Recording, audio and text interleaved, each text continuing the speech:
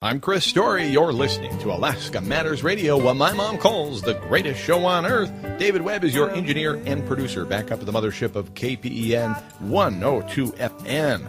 Oh, man, a blonde orders a pizza, and the clerk asks if she'd like it cut into 6 pieces or 12. She replies, 6? I can't eat 12. I couldn't help myself, blondes.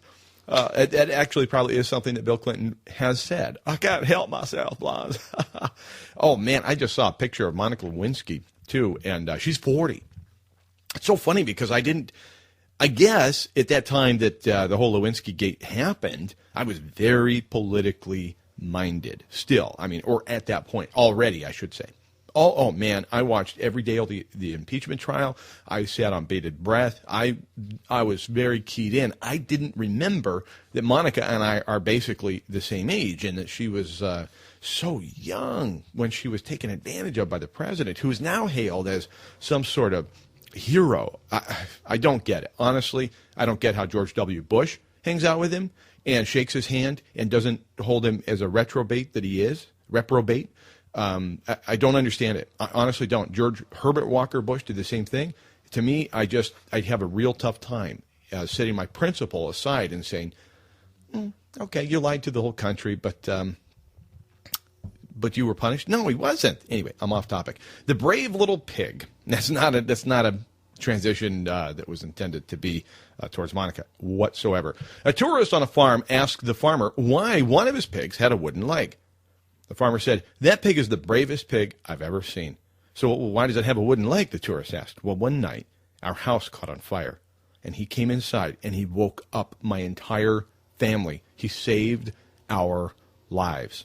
The tourist again asked, so why does the pig have a wooden leg? The farmer replied with a very serious tone and look on his face, well, you can't just eat a brave pig like that all at once. Woo! Nice little transition there, huh? Mood is set now for this. Yes. So what does yes mean to you? What does yes mean to you? Well, I say yes means you were born with a purpose and endowed with the seeds of greatness. The answer to your dream or dreams is yes. Yes, you can achieve what you want. You can do what you want. You can go where you want to go. Yes, you are loved. Yes, you matter. Yes to life. Yes to you. Yes, you can. That is what yes means to me. I'm tired of no. Honestly, I am. I'm tired of no. I'm tired of no. Yes. Say it. It feels great. Honestly, say it. Say yes. See? Doesn't it feel great? Yes. Yes, it does. I want to do something else with you. This is called a 3-to-1 test. And I've modified this a little bit. It came to me, Tiffany's taking a business school online. And through this business school, I'm telling you what, the way and the wave of the future is online education. But you know what has to be at the heart of it all is lifelong learning. You have to have a desire to learn. And I just read something earlier today I thought was fascinating. So you've got 15 students and 32 students. Which classroom do you presume will have better results? 15 students or 32 students? Which classroom is going to have a better result in the end? Which classroom is going to be more a higher achieving classroom? Well, you don't have enough information. 15 students that were forced to be in the classroom, that have no choice but need the credit to graduate, have no interest, have no choice, need the class, or 32 students that fought to get in line to be in the class. Which classroom? See what I'm saying? Isn't that an interesting dichotomy? So lifelong learning is really the answer. So back to our story. Tiffany's story is taking this business school class online. And it's a multi-week, mini-week school. And people that are taking this school together are also becoming educators to each other. So they're not just learning from the course, they're actually learning from each other and through each other's experiences. And this person shares a story that they had heard, told, and retold by somebody who had met with Richard Branson. And so I call it the 3-to-1 test. And so I'll tell you why in a second. But in the meantime, grab a pen and a piece of paper. If you're driving, pull over. It's worth it. Get to a safe spot, pull over. Grab a pen, grab your iPad, grab your phone, your smartphone. Not if you're driving, you got to pull over. But if you're not, just do this. If you're listening to the broadcast later at AlaskaMattersRadio.com, you can put us on pause here. But in the meantime, if you're live, I'll give you a couple of seconds to go get a piece of paper and a pen. It's worth it. I did this the other day, and I didn't want to. Trust me, I had other things to do. And I said, you know what? Tiffany said, well, here, do this. And I said, no, I don't have time. And again, when I hear myself saying I don't have time, you know what I say in reply? Stop it.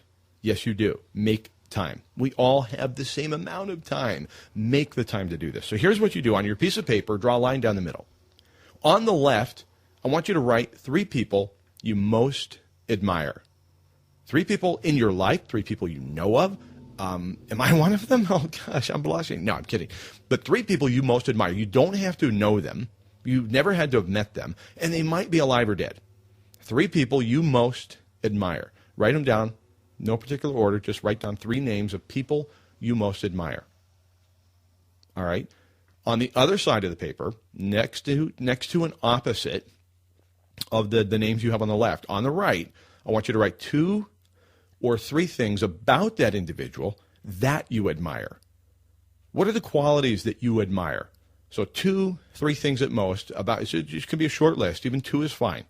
Of your 3 people you most admire, on the right, write 2 to 3 things that you admire about that individual, the qualities that they exhibit, that you've noticed, that you've observed or read about or heard or witnessed, that you most admire. On the left, you got your 3 people. On the right, you got your 2 to 3 things. Okay? I hope you're doing this. I hope you are. You know what I'm going to do? While you're doing that, let's do this. This is my new favorite band. This group, I'm telling you, they're awesome. Lake Street Dive. You're going to love them.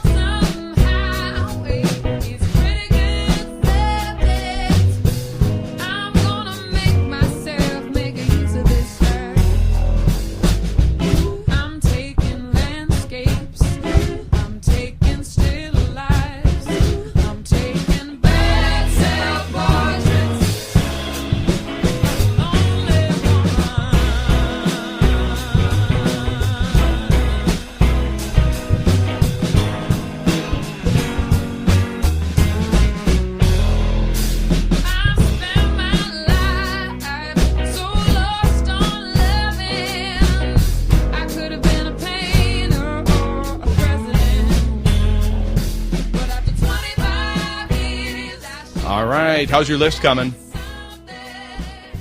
I like that line, by the way, she just said. After 25 years, I should be good at something. That's kind of cool. I think every 25-year-old goes through that, don't they? After 25 years, I should be good at something. All right, so our 3-to-1 test, you've got on your left-hand side, you've got 3 people you most admire. On the right, you've got 2 to 3 things about them that you admire. So here was my list. My dad, Paul Harvey, and Zig Ziglar.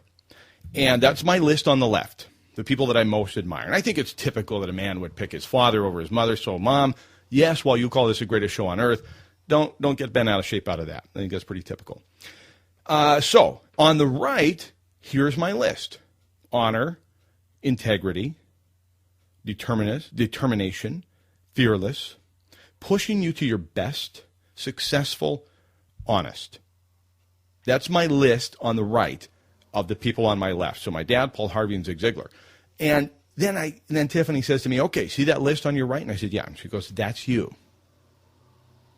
So that list on the right, that list of the qualities you most admire and the 3 people that you most admire is you. It's a representation of you. Isn't that fast? It's a 3-to-1. 3 people to 1. You are an assemblage of the qualities that you see in others that you admire. And that is something that you can live up to and you can pass down to your succeeding generations. It's I loved that. As soon as I got done with it, I looked at it and I go, well, those are all things that I strive for. I don't know that I would, but we're so humble. You are. You really are. Somebody asked me, there's going to be a story in tomorrow's Homer Tribune, and the author, the writer of the story, about, who is it about? It's about me. Didn't I just say we're all humble? But the story's about me. I can't help it. But she asked me to describe myself in a word. And I was like, oh, well, that's awkward. This is weird. I don't know. How would I describe myself in a word? Well, I'll tell you what that word was when we return here to Alaska Matters Radio.